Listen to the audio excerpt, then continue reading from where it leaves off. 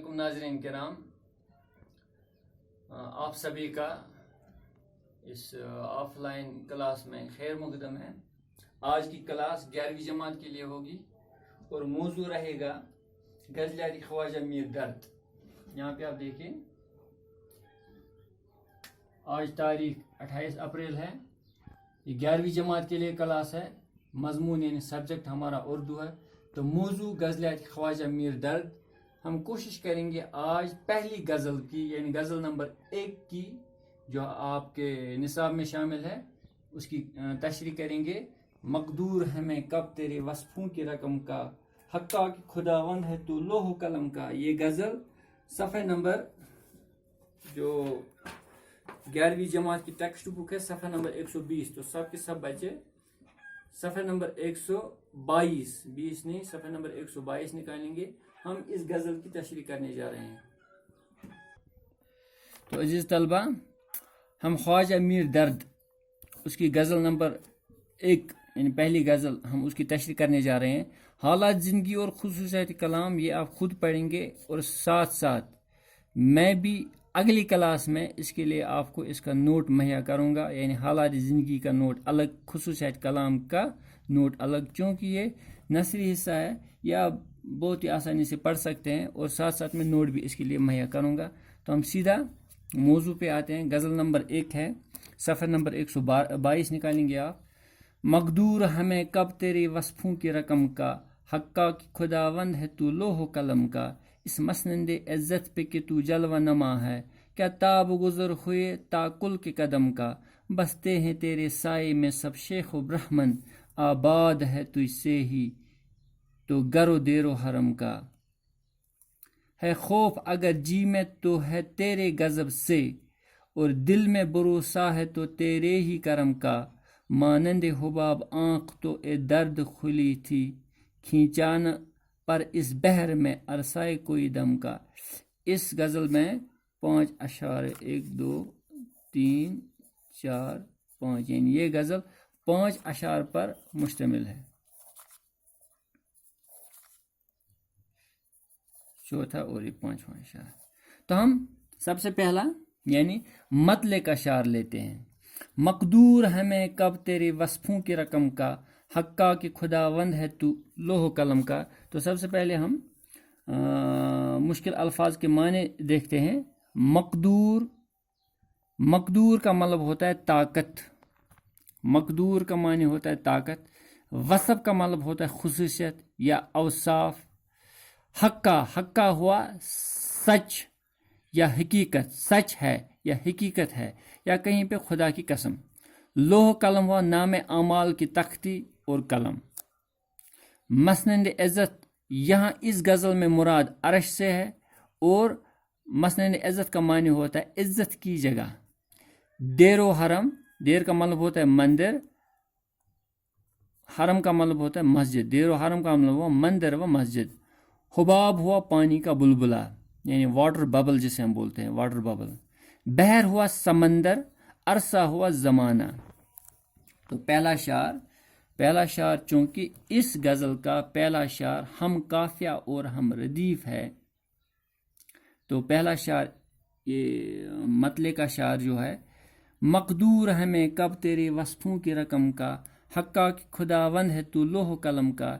यानी पहला शार यानी इश्क हकीकी का शार है।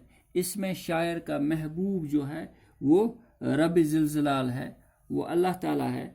तो यहाँ पे ख्वाजा मीर दर्द इस मतले के शार में अपने महबूब हकीकी से यानी रब्बुल करीम से मुखातिब होकर फरमाते हैं या कहते हैं कि ए मेरे अल्लाह ताला, मकदूर हमें कब तेरे वस्फों की रकम का। यानी हम में उतनी ताकत नहीं है, हम में उतनी कुव्वत नहीं है कि हम तेरे वस्फों का, तुम्हारी खुसूसियात का ज़िक्र करें, मतलब कि हम तुम्हारी तारीफ़ करें। जैसे कि हमारे उलमा हजरात भी कहते हैं या मुफस्सिरीन जो वो फरमाते हैं कि अगर हम पूरी दुनिया के समंदरों के पानी को यानी पूरी दुनिया में जितने समंदर है उन समंदरों में जितना पानी है अगर हम उसको स्याही बनाएं, स्याही इंक अगर हम उसको बनाएं, پھر دنیا پہ جتنے بھی پیڑ پودے ہیں، جتنے بھی پلانٹس ہیں، یعنی تمام کے تمام پیڑ پودے ہیں، ان کو اگر ہم کلمیں بنائیں، یعنی سمندروں کے پانی کو سیاہی بنائیں، دنیا پہ موجود پیڑ پودوں کی لکڑی کو کلمیں بنائیں، پھر اللہ تعالیٰ کی تعریف لکھنا شروع کریں گے، یہ تمام کے تمام پیڑ پودے ختم ہو جائیں گے کلمیں بنا بنا کے،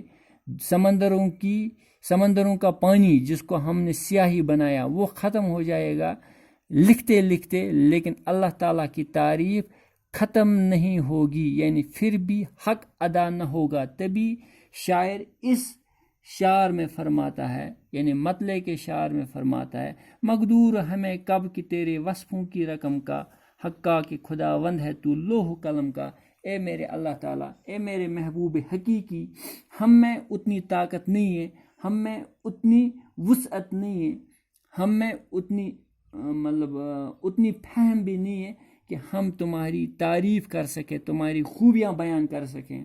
سچ تو یہ ہے کہ تو لوح و قلم کا مالک ہے، یعنی تو تقدیر لکھنے والا خود ہے، ہم میں اتنی طاقت بھی نہیں ہے کہ تمہارے اوصاف بیان کر سکیں، تمہاری تعریف لکھیں یا بیان کر سکیں یا تمہاری تعریف کر سکیں۔ مختصراً شاعر یہ کہنا چاہتا ہے کہ اللہ تعالیٰ کے اوصاف اتنے ہیں اور اتنے بلند ہیں کہ ہم ان کو بیان نہیں کر سکتے ہیں، اور اتنے سارے ہیں، اتنے بے شمار اوصاف ہیں اللہ تعالیٰ کے کہ ہم بیان کرتے کرتے ہماری زندگی گزر جائے گی لیکن وہ اوصاف ختم نہیں ہوں گے۔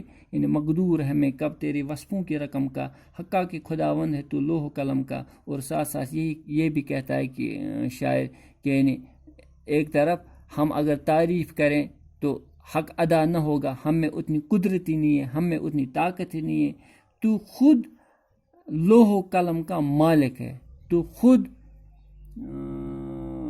تقدیر لکھنے والا ہے۔ اس مسنند عزت پہ کہ تو جلوہ نما ہے، کیا تاب گزر ہوئے تا کل کے قدم کا۔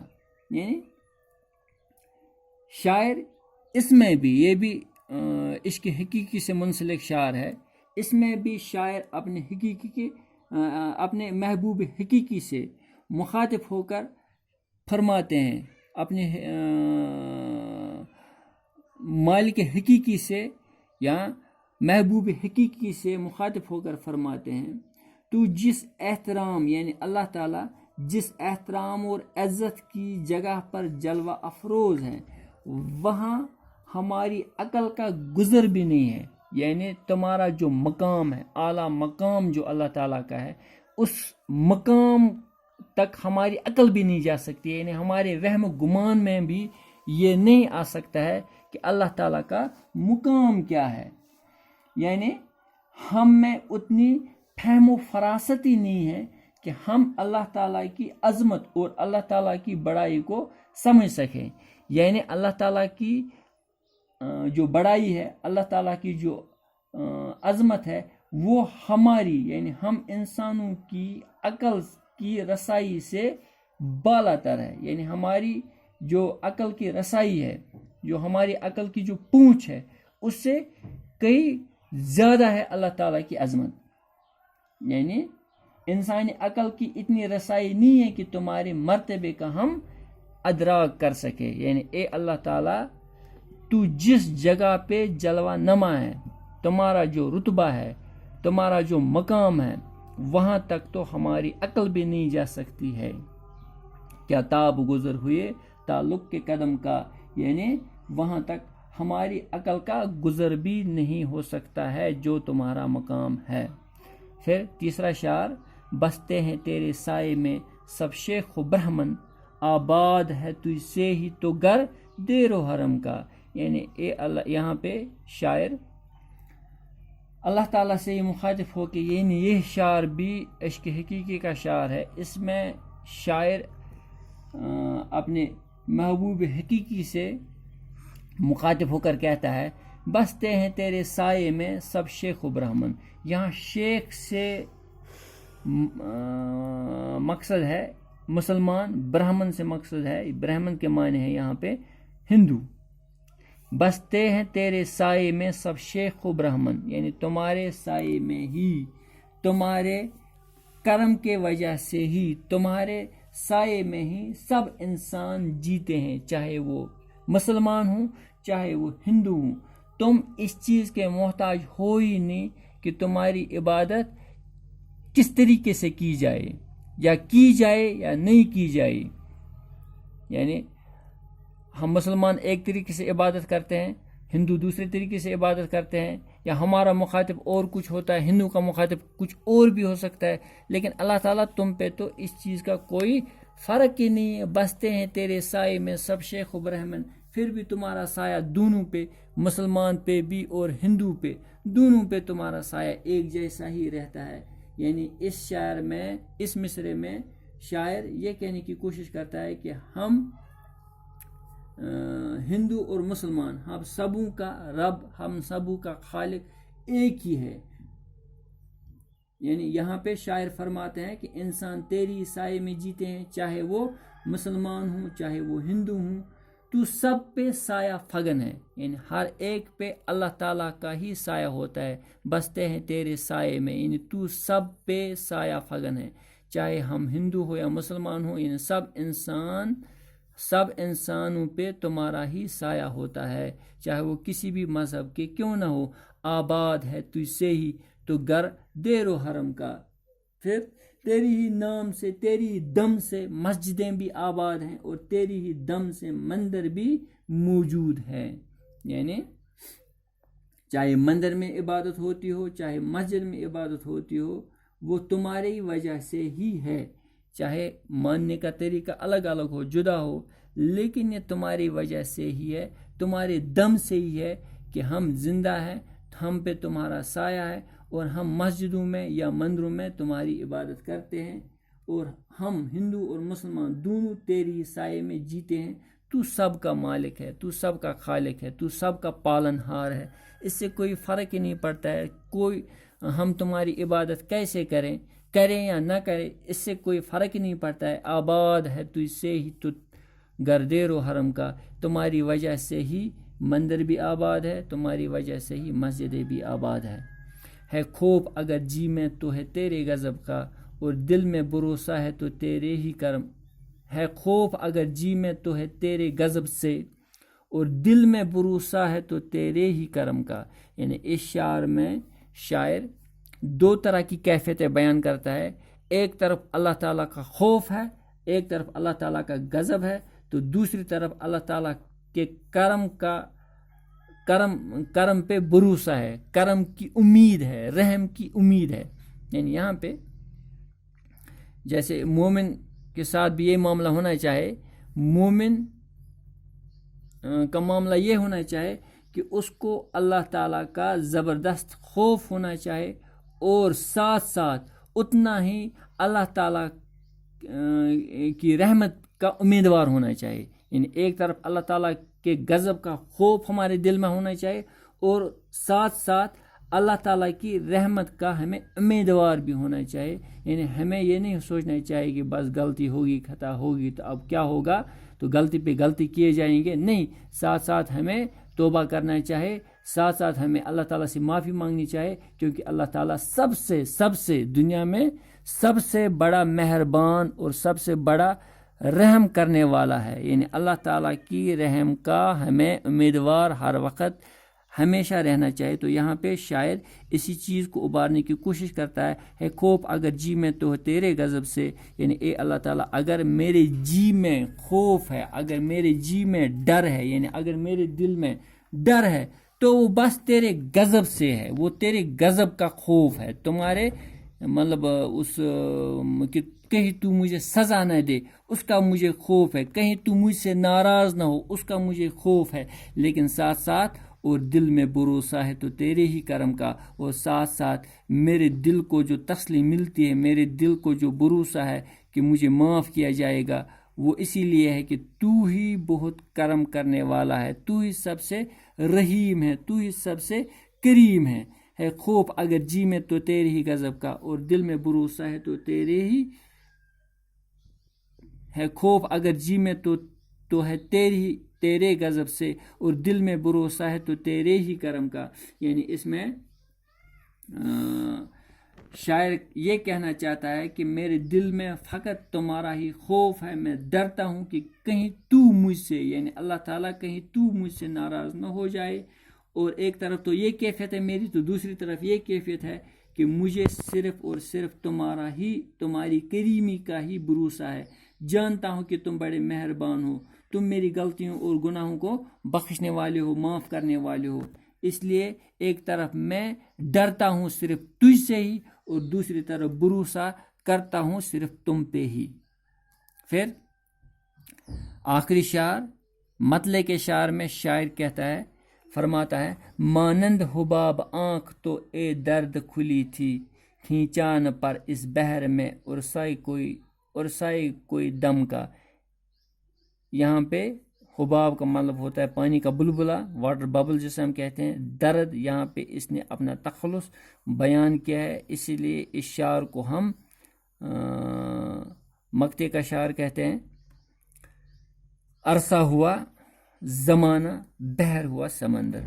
مانند حباب آنکھ تو اے درد کھلی تھی، کھینچا نہ پر اس بحر میں اور سائے کوئی دم کا.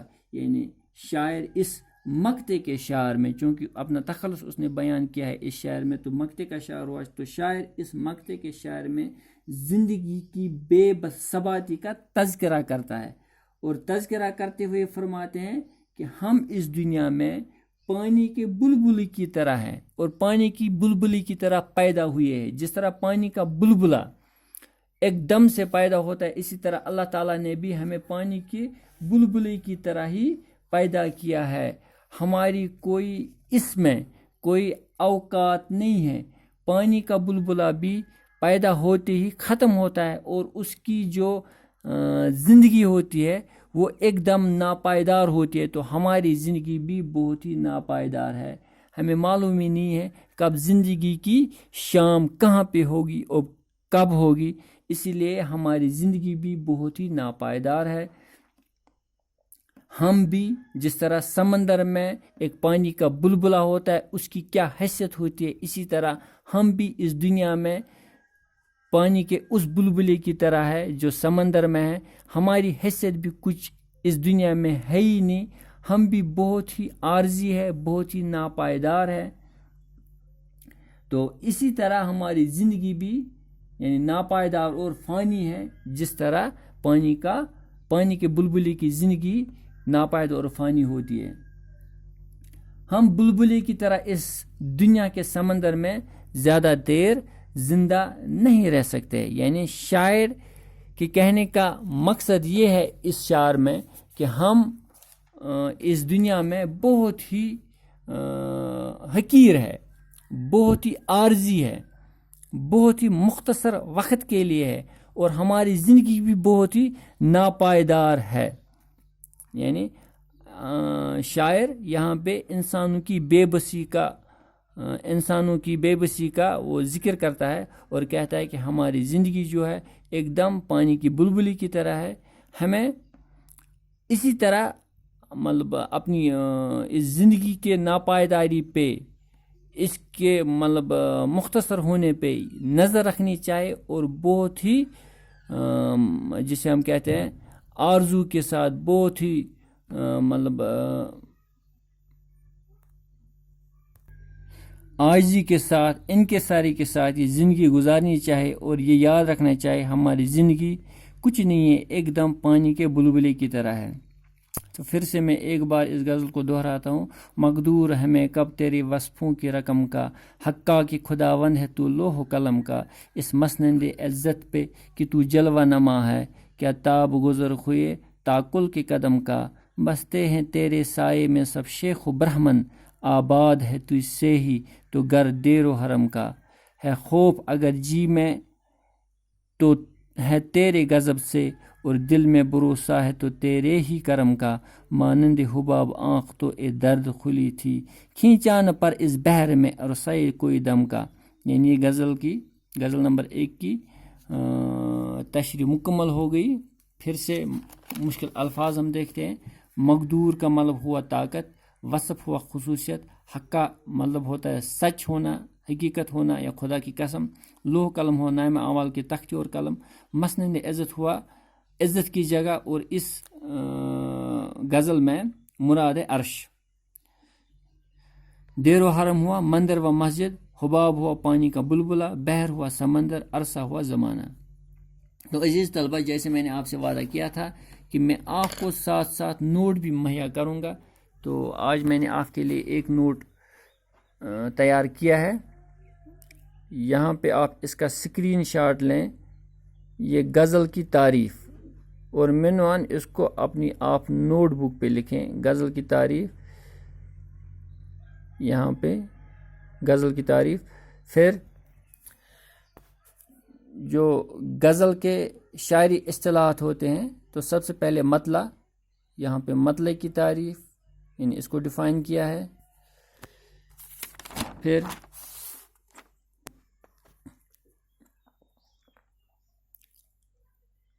ردیف، قافیہ اور مقطع.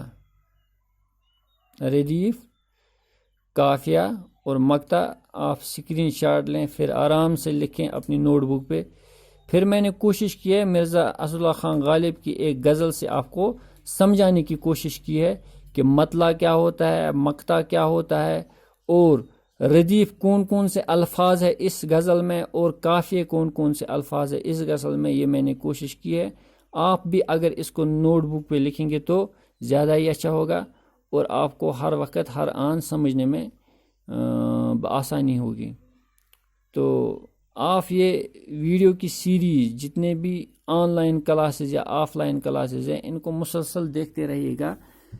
تو ساتھ ساتھ آپ کو میں انہی ویڈیوز کے ذریعے نوٹ بھی مہیا کروں گا. انشاءاللہ اگلی کلاس میں آپ کے ساتھ ملاقات ہوگی. باقی السلام علیکم.